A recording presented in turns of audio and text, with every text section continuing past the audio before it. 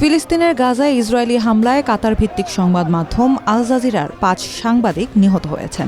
১১ জুলাই এ ঘটনা ঘটে বলে জানিয়েছেন গাজার আল শিফা হাসপাতালের পরিচালক। নিহত ব্যক্তিরা হলেন আল জাজিরার আরব সাংবাদিক আনাস আল শরীফ, সংবাদদাতা মোহাম্মদ করিহকে, ক্যামেরা অপারেটর ইব্রাহিম জাহের, মোহাম্মদ নুফাল ও মোমেন আলিওয়া।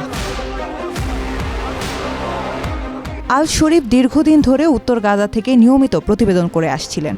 ১১ জুলাই আল শিফা হাসপাতালের প্রধান ফটকের বাইরে সাংবাদিকদের জন্য বসানো একটি তাঁবুতে হামলা হলে নিহত হন তিনি। ২০২৩ সালে ইসরায়েলি বাহিনী আনাস আল শরীফের বাড়িতে বোমা হামলা চালায়। সে সময় ওই হামলায় তার বাবা ৬৫ বছর বয়সী জামাল আল শরীফও নিহত হন।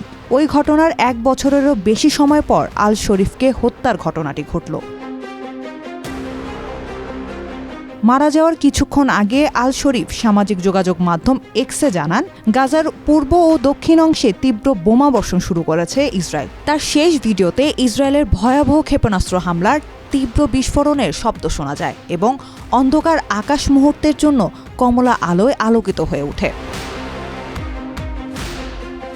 আল শরীফকে মৃত্যুর পর এক বিবৃতিতে ইসরায়েলি সেনাবাহিনী দাবি করে, আল শরীফ হামাসের একটি শাখায় নেতৃত্ব দিতেন এবং তাদের কাছে এর প্রমাণ আছে। তবে আল শরীফের পরিচিতরা বলছেন, সহিংস কোনো কর্মকাণ্ডেই আল শরীফ জড়িত ছিল না। সকাল থেকে সন্ধ্যা পর্যন্ত ক্যামেরার সামনে দাঁড়িয়ে থাকাই ছিল তার প্রতিদিনের রুটিন।